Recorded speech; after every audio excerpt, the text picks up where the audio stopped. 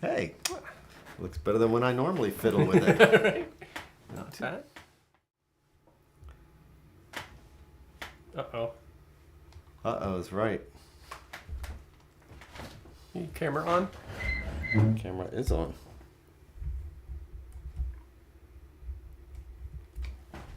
Not good.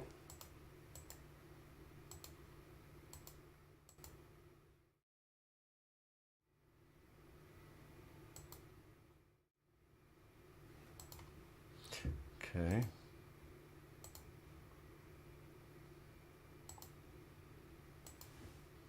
$5:30. Pressure's on. Fix it, Jamie. Fix it.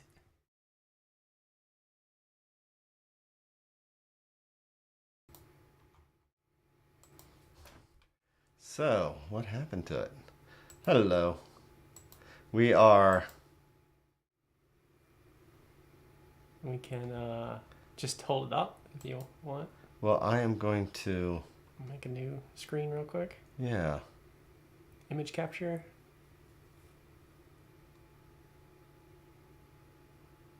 So, where'd it go?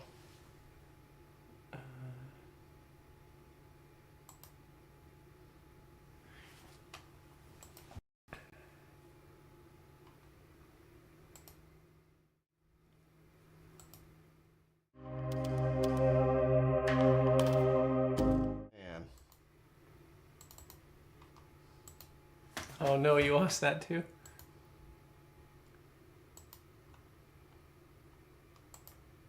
There we go. No, Okay, there's the front cam. it's one camera. We are having issues, but we are going to be back here in a second. Who are you talking to? My feed? Everybody. No, we've got one person watching. So hello, we're running a little bit late, but hang in there. Hang in there. Looks like... There we go. We got everything working now? I think so. Excellent. That card is not upside down. Whoa! Okay. Talk about Are we speed demon. live? Not yet. Yes. Oh, we are. We have been live, my friend. Oh no, seriously? We do not mess around. We are the epitome of live. This is how these... What is that? Soup gets made? Yeah, yes. But What we're was that all we're about? here. Michael! Jamie! Hola! I got here early and that jinxed it, so I apologize. I know, because... So...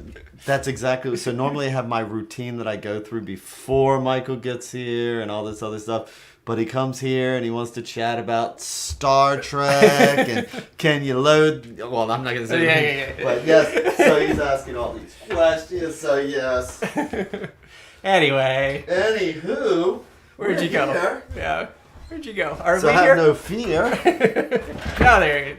Now we are. We're back. Okay, We're ready. we are so back. How are you, man? I'm good. That is awesome. So, Ready for the eights of the tarot? oh my gosh, I just feel like I'm hemmed in by all these swords and not sure what I'm going to do about it. No. I mean, I wanted to be the 8 of coins and just put my head down, get my stuff done, but apparently somebody showed up early and just I threw you off your game. threw me totally out of whack, but that is okay. So, how was your week? My week was well. 'Cause I haven't seen you, have I? That's true. Yeah, we've been busy. You went to Blogfest. I went to Blobfest. I was in Pennsylvania this weekend. How was that? That was amazingly fun. Yes. That was so fun. Blobfest is a convention. I like a gathering where people meet up in Phoenixville where the film The Blob was. It's like this little tiny get together, but it's great. Yeah, I did I was a vendor there once. It was fun. It was a lot of fun.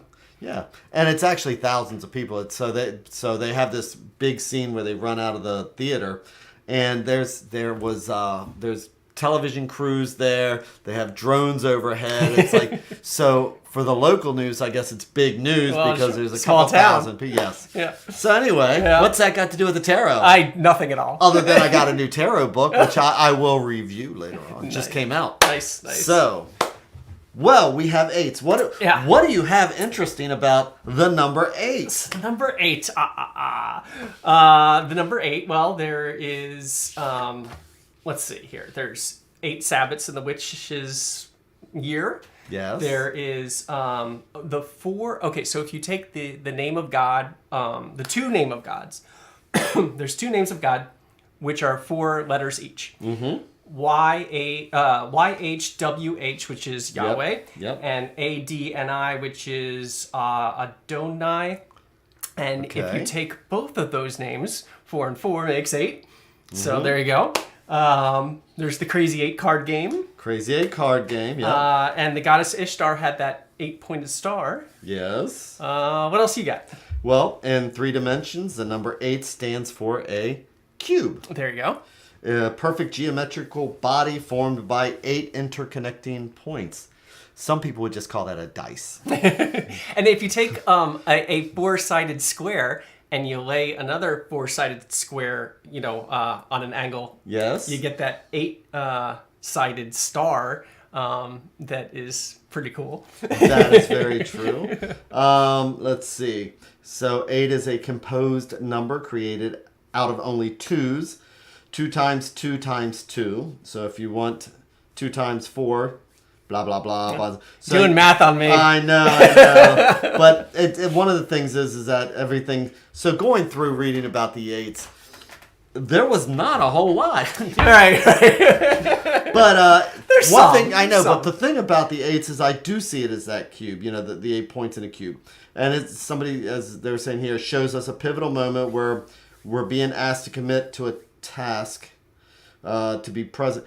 So, well, that's a different thing. Yeah. So you have the octagon, the polygon. Spiders have 8 legs. Octopus has 8 legs. Sure. There's 8 fluid ounces in a cup. Okay. There's 8 pints in a gallon. So you found some things. Now, I did find one thing that I was reading something else. Uh-huh. So let's think about this for a second now. Here's where we get exciting stuff, people. But, okay, so we're on the number 8. So we've done 1, which is our beginnings. 2, where we have our Duality. choices and our dualities. Yep. 3 is where we have the growth. We put them Creativity. together. 4, we have that Foundation. foundation. Yeah. But also, because it's so stable, we also know that things tend to stink after they just sit there too long. True. Which gives us 5, which is the challenge because we need to break that up. Right. 6 gives us the harmony of moving forward. 7 gives us, you add that extra sword, you add that extra thing in there. So action moving forward. Yes, it can give you this conflict going forward, but a necessity forward. Right. And now we have the 8. So where's the 8 sit in all that? So I think of the 8s as an equilibrium, where it's 7s were you're mixing things up, right? But 8s is it's maybe not as good as the 6s, but it's good. It's good. And I like the not as good as now. That's kind of that's because the 6s were harmony. That's numberish of you. I know, right? Not sexist, but it's numberish. But it's true. You think of the 6s and it was harmony and everything was it's a nice resting place. 8s are good, but maybe not that good. 8s are it's that you're striving to see the difference between these two balanced things, right? And you're finding that equilibrium between them. Well, it's reaching middle age, because you were younger before the 5s, sure, and then you get into the 5s, and there you are, you're the adult now, and then you start getting into the newer numbers. And it becomes a routine. It's 8s are solid. I mean, that's where we get. Right. As we get older and we have our families and all our other stuff and we get like that. So the numbers follow, if you look at it, our life. But I was reading something else and trying to find things with the number 8. And what I came up with is that 8, a way to describe 8 as a number. Think of pregnancy. Okay. So the 8th month is the final month of growth before birth and completion. So the same thing with the number in the tarot. 8 is that final number before you come to a completion of 9. Sure. And then 9, from 9 there, we move into the stability and the long term, whatever's going to happen with 10, either a new cycle or you stay on your 10. Right. But 8 is that final month. Is that almost there? It's almost there. Yep. And that's where you're nurturing it to finally reach your goal. Yeah. Because 9 is the ultimate goal. 10 is you've reached your goal. What are you going to do now? Sure. Yeah. It's the next thing. Because that is the 1 and the 0. So Right. that's a new 1. But 8 is, and I see what you're saying with that. That it is like that almost there. But it's also it's that because they're so balanced. It's 4 and 4. You've got that every truth is a half truth kind of. That's a Hermetic philosophy. But that's what I think of it's that weighing of the two different things. Whether you've got the well, you know, if you like the justice scales, or the two, you know, the dog and the wolf. Right. You're weighing these two but different things. Okay, and the same way I like to look at the 6. The 6 is 2 3s. Right. You know, and I like to look at that as a hourglass because you know they are 2 of the same thing. Right. So with the 8, I know exactly what you're talking about. You have the 4 and the 4. Right. Right. And it's the stability that you get with that. Right. But it's more than stability because that's just 4s. This is more of like of noticing this 4 and noticing that 4 and seeing how they're similar and how they're different. You know, it's noticing, you know, kind of like the 8 of Pentacles on the Marseille. Well, yeah. Let's jump into it. Let's jump into it. Let me see. So, anything else here? I'm just going down my checklist here. Sailors, people used to actually in the 1500s. Because one of the things I want to know is like, how did people in the 1500s see the number 8? You know what? Sailors? They didn't care about 8s. They liked 7s. They liked 5s. They liked 3. 8s were. That's not true. Get me to 9. No. So in the 1500 onward, that's true. The 8s turned out people just didn't care. You know what? As a matter of fact, when they count to 10, they just skip it. No, come on. You know.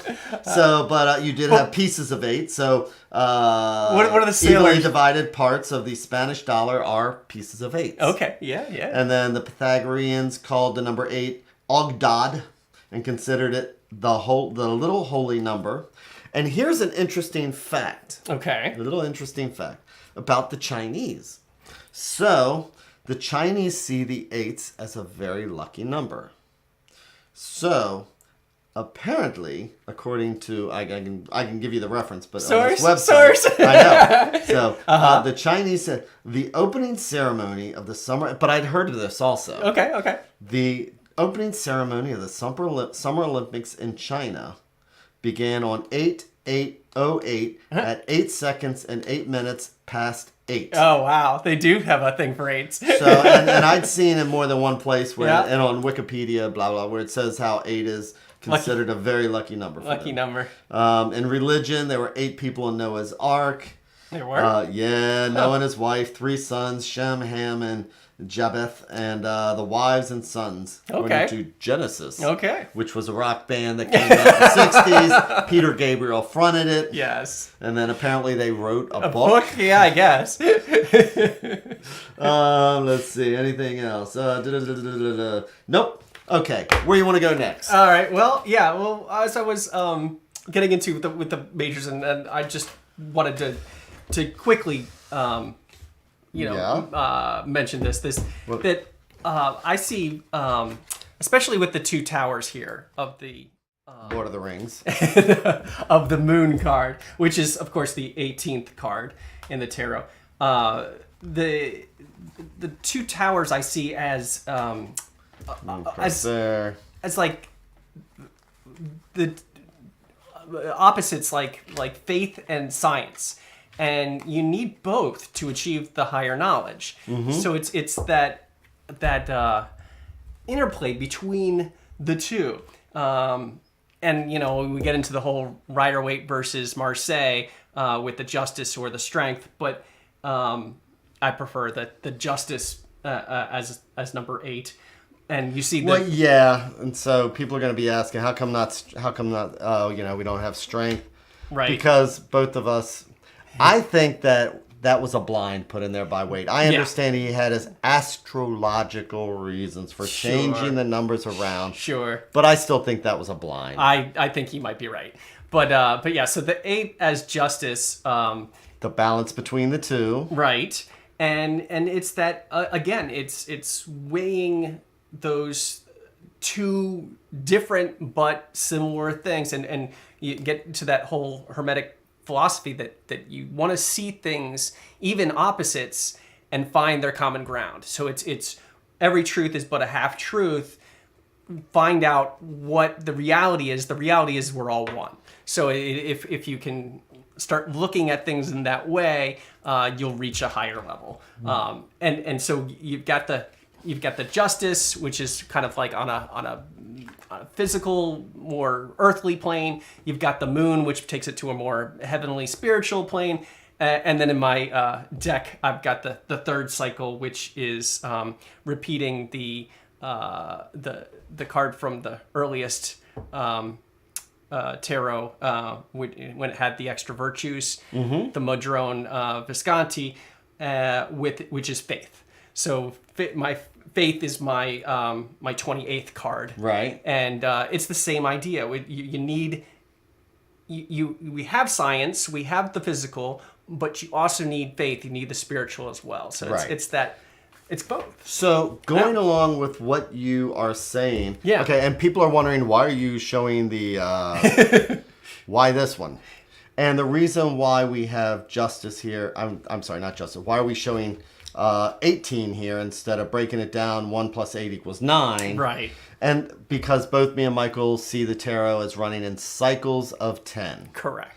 The same way that the minors do. And so, first you have the justice, and then you have the next on that side. the next cycle of 8. Right. But going along with what you're saying, and something I didn't realize before. So you're saying about how 8 you have 4 on one side, 4 on the.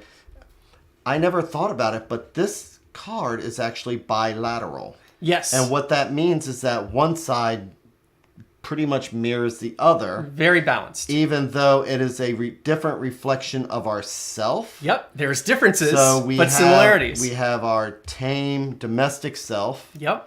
And we look in the mirror to see our inner instinctual side. Wild side, yep. So that is very much true to what you're saying. Absolutely, yeah. Yep. Look at that. So I'm going to go with that as being so far the fact of the day. Stream. Yes, because I never noticed. But now when I look at this, I'm always going to see this is a bilateral. It's a mirrored reflection. How do we want to treat this? Do we want to treat this with our fears, right? Or look in the mirror and treat this with with common sense, with knowledge, with understanding, right? It's how I see it is it's manifestation through equilibrium. Thank you, and faith. So you've got, but equilibrium is the heart of the 8. Is finding that the weighing of the two things and the seeing how they relate. Right. Yeah. So, and then everybody talks about keywords, and it's like, I've got 30 books that have different keywords. Everybody's got different keywords. Sure. So the one that I've always grabbed onto with this is progress. Progress and rewards. See, I see that is more of a 7. Like you're moving forward. Well, I see the potential and ambition. Because one of the books, they say they were referencing Pythagorean and things like that. But it's like, but it just kind of, as I was going through reading different lists, I kind of grabbed onto this list because they were following through. So I see 7 as 6 is a harmony, improvement, things are getting better. Absolutely. So you see the potential, and then so 8 is progress. Is progress and rewards, and those are the keywords that I kind of glommed onto. What do you kind of glom onto? So I see progress or movement as more of a 7, and for 8 I see his equilibrium. Oh, we'll talk about progress and movement because that's what progress is. Right. When we get to the wands. Yes. So. All right. Well, let's get So go into some of these minors.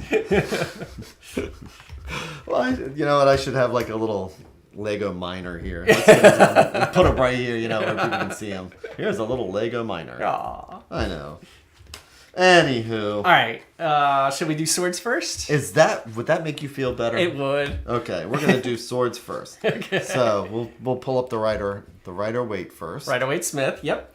And this one is the Lord of Shortened Force, according to the book T. Yes, indeed. And it's Jupiter and Gemini. So this is Jupiter's big, and Gemini is more mental. So that fits perfectly with swords. So it's big and mental. Okay. In the Rider-Waite Smith we see this challenge, which I see as an initiation rite. So a lot of times when you're initiated into a secret society, you'll have to go through some kind of test, right? And I always saw this card as this is her test. This is not severe. This is a challenge, but it's not like she's gonna die here. Right. It looks worse than it is, and the idea is, don't panic, center yourself, and the solutions will become clear. She'll figure out how to get out of here. She'll figure out how to be rewarded with the castle, but it's that the feeling is the isolation and challenge, but really it's all about initiation and seeing to bring it back to my whole idea of equilibrium. Yes, you're trapped, but you're not really trapped. You're also free if you just take the time to collect your thoughts and free yourself. Right, and so I've always seen the Eight of Swords because swords are the hard suit and they're the mental suit. And so this is that mental cage that we lock ourselves into. Absolutely. It's that paralysis from overthinking. Right. That we can get. And so in all reality, as Waite says, she's hoodwinked, but she's also surrounded by what she could just cut her bonds just by walking over to a sword. So she's not really trapped. Not if she centers herself and goes within, But she's got herself in there now, and she can't see beyond where she's at, beyond that moment. Well, I see it more as she's closing off her eyesight.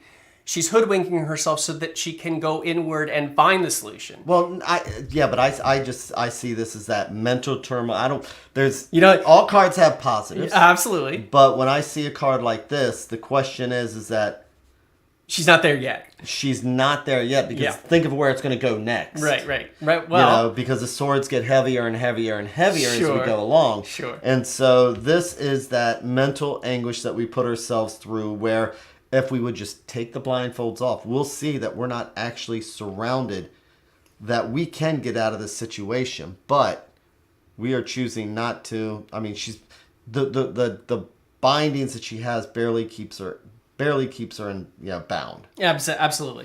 But I see that the blindfold as helpful though. If you are distracted by the world, you're going to stress out and you'll twist and turn and the binds will become tighter. But if you center yourself and you calm and close your eyes, then the answer will come to you. That's how I see it, at least. Yeah. I just, and it depends upon the cards around it. Of I course. can see what you're saying. Yep. But I think that this is just pretty much, I see the stressed out nature of the card. Okay. So cool. All right. Yep. And so we do have the little castles in the distance. Right. And we see here that we've got like this. It's actually like a little fetid bog, almost like it's. Yeah. It's just this. It could be quicksand if she doesn't. Right. And so she's standing in her own stink. Which pretty much, I mean, if this is just like this boggy area. She needs to get out. She needs to get out of that. But being blindfolded, as far as she knows, it could just be nasty, slimy gook, and she doesn't realize that. Take the blindfold off and just walk away. Right. But she's stuck in that gunk. Hopefully she gets out. Oh, I know. So where do you want to go next? Oh, and then hold on. Yeah, let's do Marseille. The swords in the Marseille. Yep. Which I find interesting. Absolutely. So here we have the swords in the Marseille.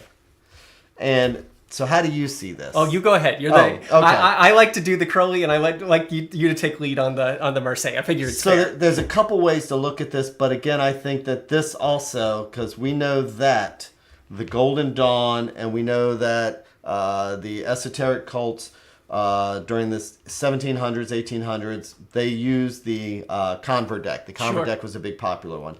And so this almost looks like an electrified fence. And this person, this flower is so hemmed in that it can't even move. It's stuck going straight up.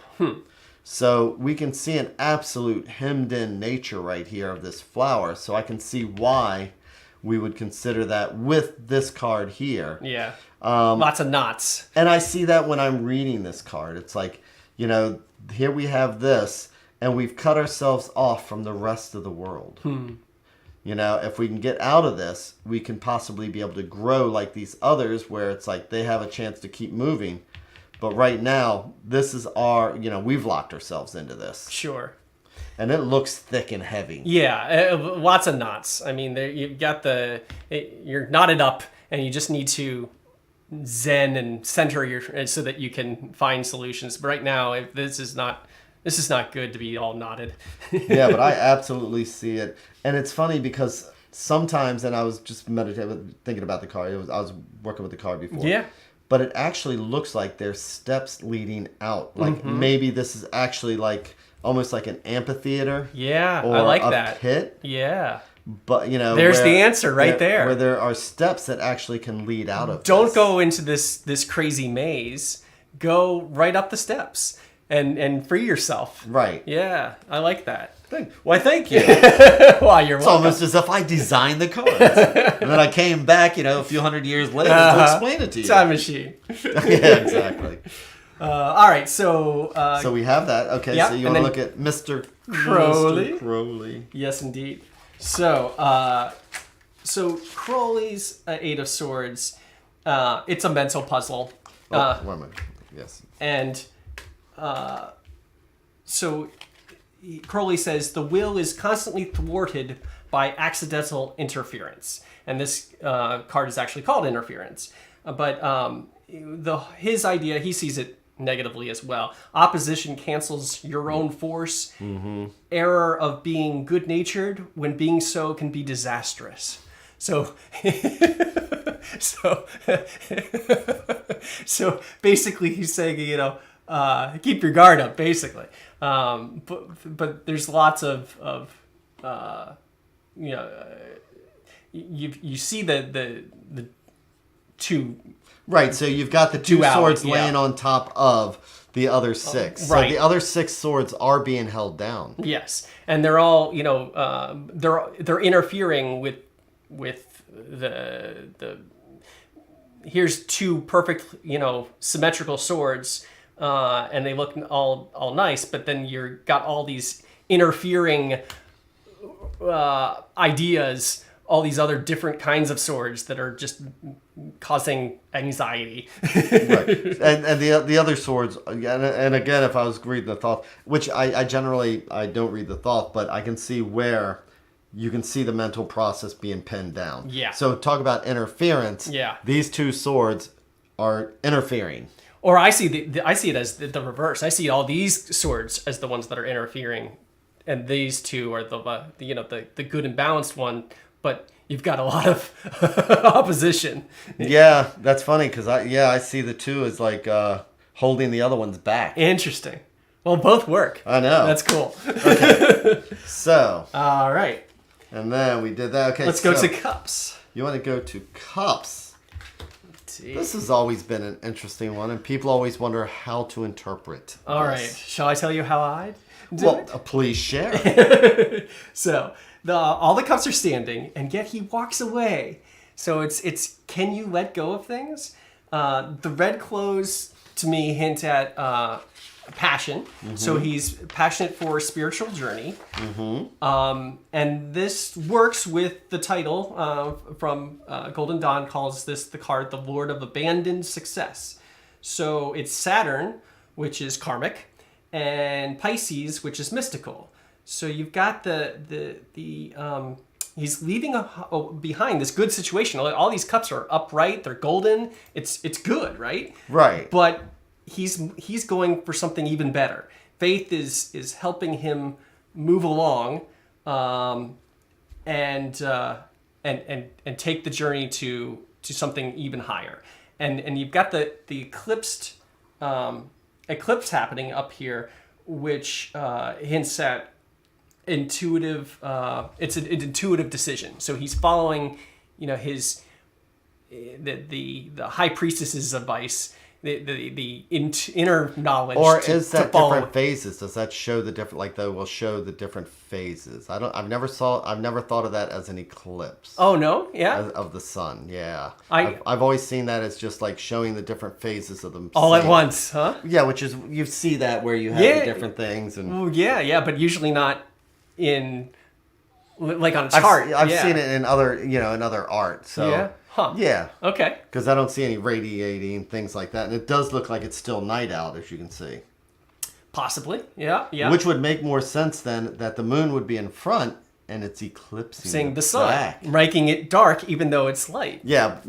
And that works in with the whole equilibrium again, day and night, and you're seeing the differences and the similarities. Yeah. But I've always seen this card as allowing yourself to move away from a difficult emotional situation. But all the cups are good. I understand that. But the thing is that you have these, and as we move on with the eights and all, and an emotional situation could be good or bad. Gotcha. Okay. This could it's be just time a to move relationship. On. Yep. This could be, if you are having a relationship with somebody you shouldn't be having with, It could still be good in a certain way, but also bad. Or being able to walk away from, because you have that stability, right? Yeah. So you have that something solid. Yeah. And if you're going to walk away from it, which Pamela Coleman Smith has here. Yep. Then it's, sometimes again, so let's look at the 8 the same way we did with the 4s. Yes. You have that solid stability. Right. So when you get to the 8 of Cups, sometimes you think it's easier to stay. It's easier to stay. It's rock solid. Until you finally can't take it anymore. Or staying is might be easier, but easy isn't always good. Right. And so sometimes you have to follow your inner wisdom and take the path, even though it's harder. It's hard to leave all this good behind, but sometimes you gotta. So keep in mind things that we do love, okay? Yeah. Because cups are about, and things that we have a difficulty letting go of. This card to me is about surrender. Mm-hmm. It's about being willing to accept a situation and being willing to walk away from something. Acceptance and surrender can be a positive thing. Absolutely. If you're giving up an addiction, I surrender. Yep. If you are giving up your emotional point of view for somebody that you love, I surrender. Right. And sometimes it takes more strength to surrender and back down than it would be to fight. keep fighting. Yep, it. absolutely. Yeah. So this is, I have this emotional situation here. It's what it is. It's what it is. But I need to have the ability to walk away from it because that would be a good thing. That would be a good thing. Yes, I see that. That's a good interpretation. Okie dokie. Yeah. All right, let's go into Marseille and keep it going. Merci. Yes, indeed. So we definitely have the balance. You've got the 3 up here, the 3 up here, and the 2 here. It's like you said. If you cut that card right in half. It's you've got you've got bilateral that, again. Yep. It's starting to see things for what they are. Right, but notice that it's 3, 2, and 3, unlike the other card, unlike the coins, which is 4 and 4. Mm-hmm. So. Which is this rock solid thing and stability. So this is actually breaking it up, and balancing it between these two because that's like emotions, right? It's very much in the same theory. Like you got this solid thing, and this is a new solid, and the twos become the new path. I see it as a fulcrum between the two different sides here, and you keep it balanced. It's still 8, right? But since we are dealing with emotions, and it's about progress and moving, it's so. That's kind of how I see this, is that, which way do we want to go with this? Because it is balanced. Right. And if we look at, for me, looking at the card, sometimes I see all these different paths here. I can see we have the cups that we have to navigate through the 8s to be able to make that progress. So I also see, but you can see that it's not negative, as we were saying. No. We have our one flower here, but there are all these, it's actually connected to other branches. And so it shows we have a lot of potential and a lot of different paths that we can take. Right. But right now we're just, balancing our emotional state. We think it's stable and everything else, but as with anything else, after a while, is it going to stay stable? Right. Do you need to move on is the question. Right. Absolutely. And moving into the Crowley's 8 of Cups. Wow. He has an opinion on this cup, does he not? He does. So he calls this, I love what he calls this one, the morning after, the night before, that never happened. So basically, he's saying that this is indolence, lazy, idle power, detachment. Some of the cups are empty. Only 2 are pouring, overflowing. But it doesn't even fill the lower cups that it's pouring into. This is you're not. It's good, but like I said, it's not as good as the 6s. This is 8s are, you're free of the errors. And it's interesting. He kept the same pattern too. Yeah. The same pattern as the Marseille. So it's 8 with the 8s. You're free of the error of the 7s. The 7s you were going wrong, right? But 8s are back on track, but it's not quite good. It's better, but like you said, it's the morning after, the night before, that never happened. It's like you're worried and. So if I can quote Douglas Adams, yes, it's like the long dark tea time of the soul. Yes. If I'm going to quote Douglas Adams, dark night of the soul, sure. And so I was sitting there reading it. So we can find ourselves in the dark night of the soul, where there is no sign, even the slightest one showing. The dawn will appear. Right, and you do. Wow, he really has an opinion about this card. You do see the dawn, at the back there, but yeah, it's not quite the... the interpretation, like I said, I don't read the thought, but the crisis is the true focus of this card. Yeah. It is aimed at complete failure. Only when we fail can we understand that we need to lower the ego, create a new person, and the joy of letting things happen. He goes darker. So, and I can understand what he's saying. Sure. Because, when you have the 7s, you have that... as Pamela Coleman Smith has, she has that whole fantasy thing and all this other stuff, and it's like, that's no good. Are you, he's pretty much saying, what path are you following? Are you following your ego, or are you following which way? And he sees the 8s as maybe it's following the easy path instead of the right path, because again, 8s are stability. So I'm going to go for the money instead of the love. I don't know. Right. That's a possibility. Who can get in Crowley's head? I think it's not just, without shots. I think he's definitely seeing the darker aspects of it, but it's not complete disaster. It's not like the 7 of coins. It's not that bad, but it's you've got these 2 cups. Well, the 7 of coins aren't bad. Did I? Or do you mean the 5 of coins? Was I?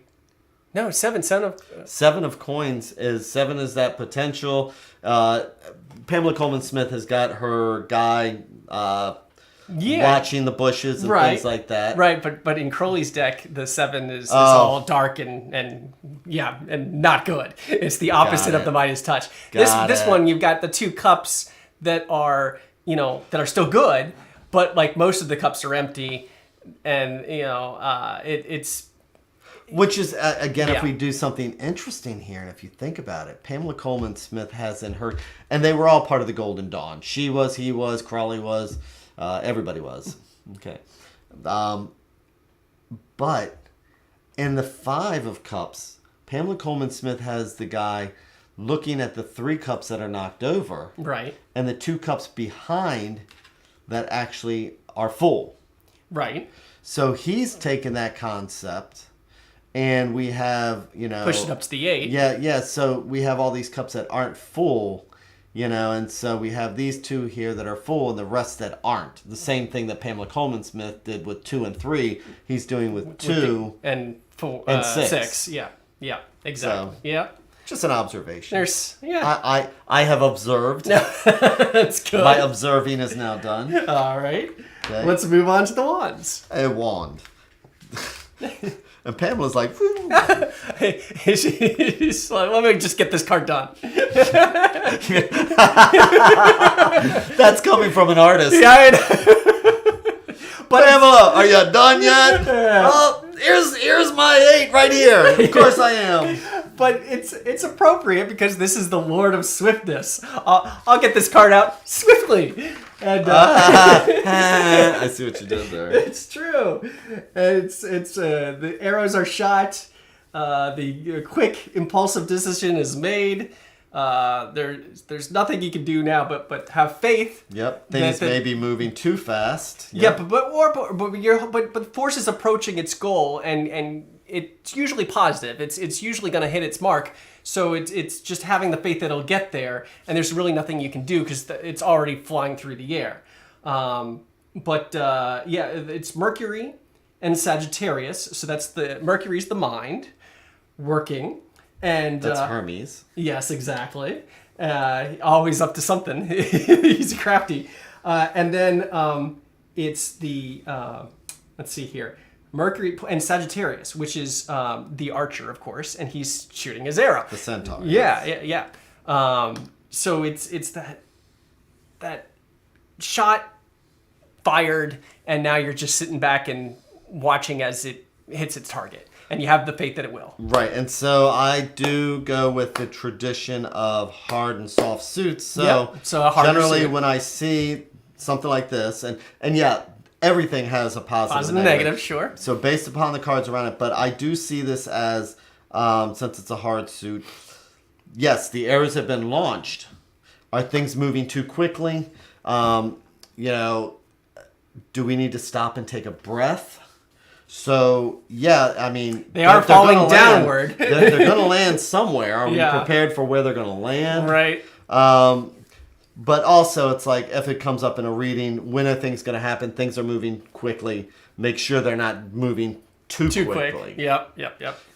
It's hard to take a breath when the arrow is up in the air. When it's already shot. You don't have a whole lot of time. But take that breath anyway. Take that breath because once you let go of that arrow, it's gonna land somewhere for good or bad. And when you and they say that when you're shooting an arrow, if you well, I'm not sure, but I'm just thinking back to Robin Hood. But when you let go, you're supposed to you inhale and then you exhale as you're letting it go. So you're taking the breath in, you're holding it, you're focusing, and then as you breathe out as you shoot the arrow. Yeah, breathe, relax, aim, let go. Fire. There you go. Yeah. Let go. So when I was in the military, it's bras. Before you pull the trigger, it's breathe, yes. Can you believe I was in the military? No. Oh my gosh. But it's bras. It's breathe, relax, aim, squeeze. There we go. Wow. Squeeze. Or if you're on a date, that works that way too. Squeeze. Breathe, relax. Wow. The military. Oh boy. Okay. Yes. So. Anyway, moving into Marseille. Take us there, Jamie. Marseille. Okay. So with the Marseille. Here we have This looks like it's a mat. It's just kind of heavy. Talk about knots. So, yes. So, but the thing is that it is heavy. So we have, but again, I want to say the progress and the possible rewards. So these almost look like arrows coming out. So I see this. So if I'm looking at this, I understand the heaviness of that many wands. And we're going to feel it. We're going to feel the pressure of it because it looks like it weighs a lot. But it's almost like from that pressure, we're able to squeeze out 2 really quick darts. Some nice little flowers. So that is, we are able to make our progress on it. We are able, even though it's weighed down, and there may be other flowers and things underneath here. Yeah. But we know that at least 2 are out in the open. Mm-hmm. They have the potential to move forward, and they do look dart-like to me. So. And in the Noble version, you've got the 2 flowers, but they're not identical like the Conver. So again, there's like the Moon card. I mean, one could be a wolf, one could be a dog. They're symmetrical. They're alike in that twilight, but pay attention. There are differences. Right, and and you can see that they're weaved into this is getting heavier. So again, the swords are getting heavier. There's something wrong with the gravitational pull in the future. They're almost weaved together where they struggle to move. Yeah. So they are weaved together. So progress is going to be heavy. It's going to be difficult with this because of the way they are weaved. But we do have potential. Heavy, dude. Yeah. All right. So 7 of Wands. What did we look at your favorite? Yeah, indeed. This is an awesome card. You think so? I do. I think this was Frida saying, I don't have much time. Let me squiggle some lines here. No. Actually, this has got a lot going on. Let me explain. Okay, so there is these. So instead of wands, she's got these very sci-fi retro laser beams, the zaggity zag. So it's all this. It's almost comic book. Yeah. Electricity. Yeah. But it's that energy and the high velocity, and it's swiftly manifesting. But check this out, right? So you've got the pyramid behind it. Yep, I saw that. And it's focusing like a lens.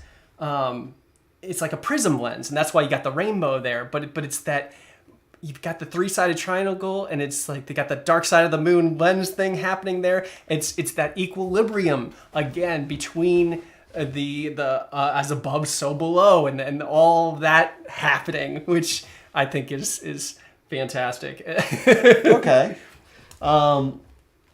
Yeah. And I was just wondering the different colors. I didn't count the number of colors or anything like that. It's just the prism. But it's all the rainbow. Okay. Yeah. It's that you're taking the light and swiftly dispersing it into all the spectrum. Gotcha. Go Crowley. No doubt. But I love the pyramid in the. Yeah, no, actually, I do like a lot of his cards. I mean, really, they really are dynamic. Yeah. It's growing on and you. And a lot of, so, and one thing I will say, because again, it's based on the Marseille. Sure. Is that, in a sense, the way that it's actually connected like this. Uh-huh. With his, it's almost as if maybe they are, you ever seen how the rats die when their tails get tangled together? Oh, it's almost like tangled. It's almost like they're tangled together and like trying to move. Yeah. And maybe it's 8 different arrows or whatever, but they are fused together and just trying to move. Yeah. Is almost how I see that. Huh. Because again, with the Marseille, they're tied together here. Tied in knots. Same way. Yeah. So maybe. Interesting. I know. All right. Moving into discs, finally. Discs. Good old Or Pamela. coins, as Pamela portrayed them. Yep. So I've got, this guy is known as the Lord of Prudence. Not dance? Not dance. Not the Lord of the Dance. He's the Lord of Prudence. Oh, that's 2. 2 would be the Lord of the Dance. The guy's juggling and Yeah, I'm not sure. his feet are all dancing. Okay, never mind. Yeah. I mean, this guy is on a stage. Could be. No, that's a stage. So Pamela Coleman Smith was a stage Theater artist. yeah. A theater artist. Sure. And so several of the cards, if people didn't notice, are actually where the person is on a stage, which would make that a backdrop. But, obviously she's dealing with the reality, the fantasy of the card. So that is actually a castle in the distance as this person is just hammering away.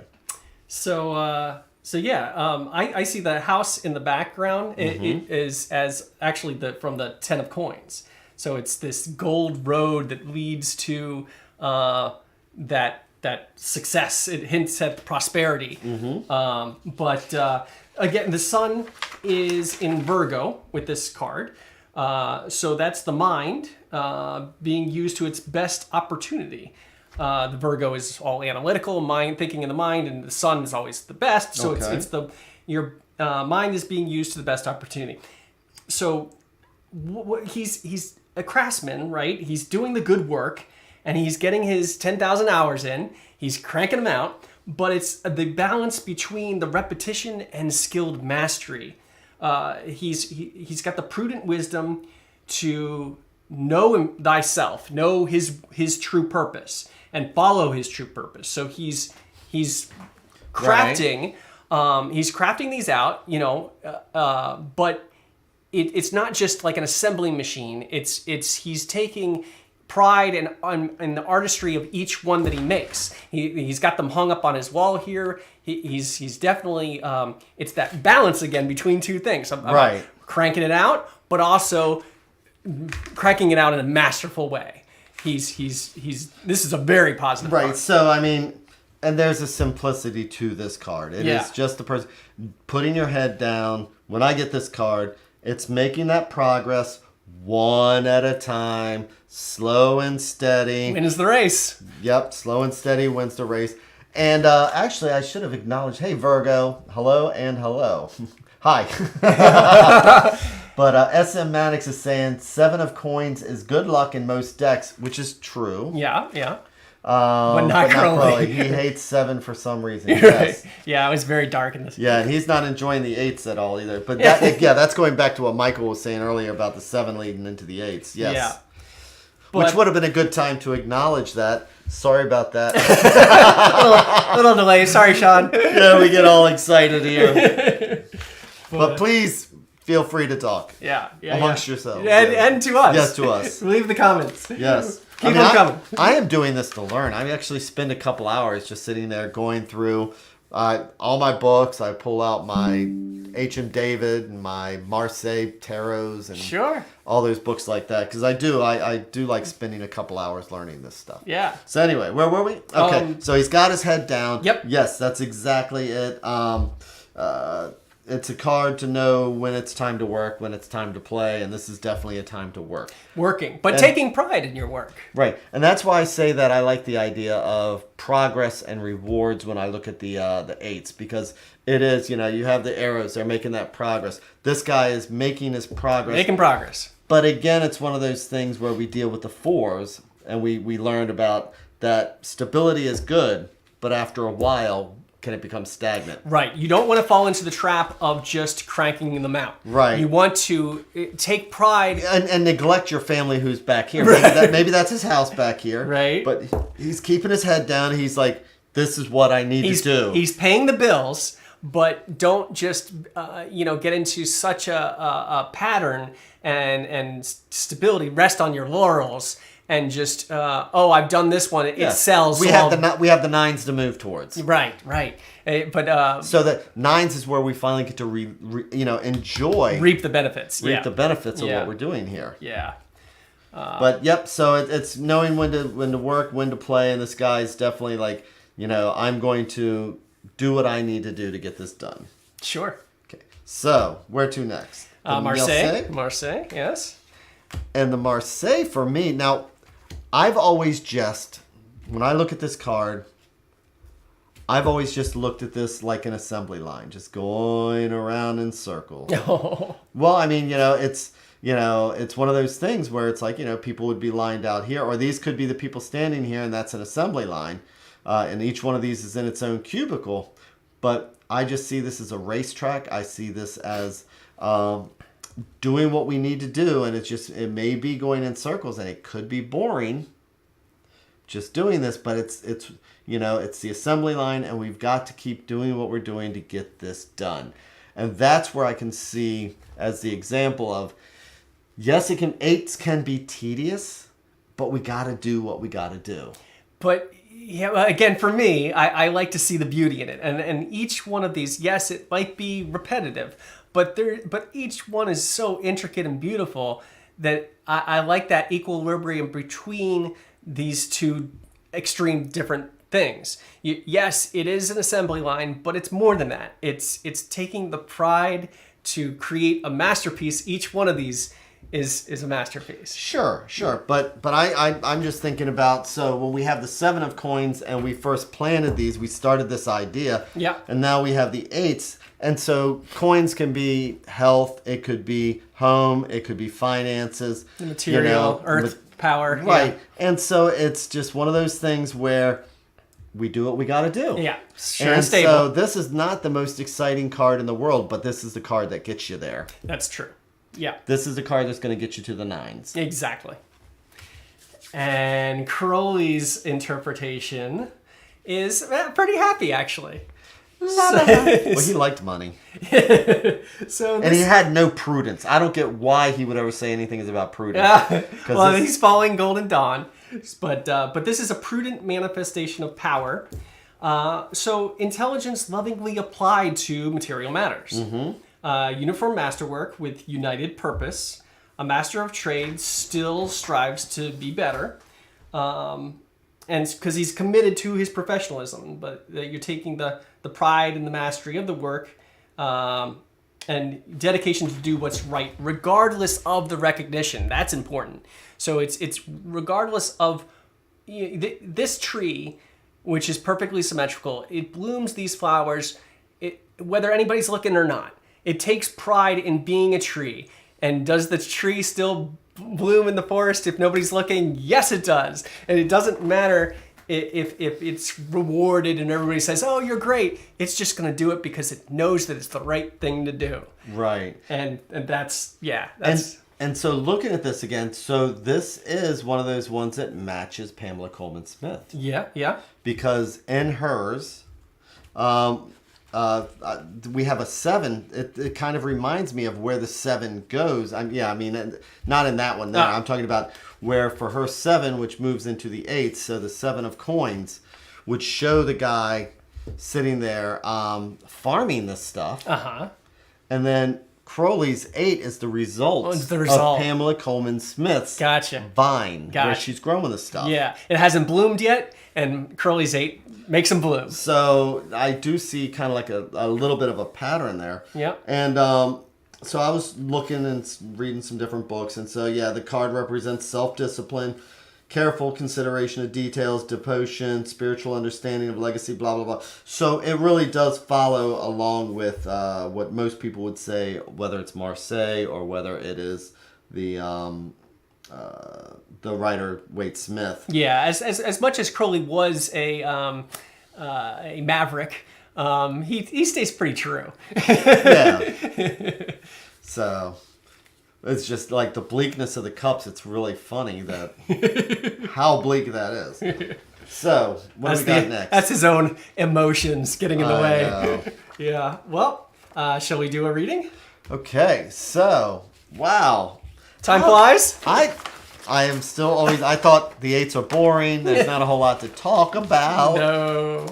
I say crazy 8s. Every single we had one. fun. So let's see here. So yes, what would you? Do you have a preference? Let's. I think if somebody's struggling, okay, it would either be the cups on what to let go of, or the swords, what's keeping us there. Okay, let's do the cups. Okay, so let me pull out my other ones here.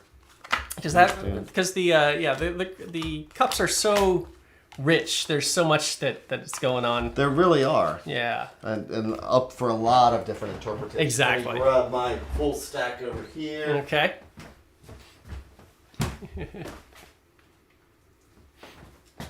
Yeah, we always like to end our talks with a sample reading because we can talk and talk, but it's until you actually see the cards in action with other cards around it, it's you're missing half the fun.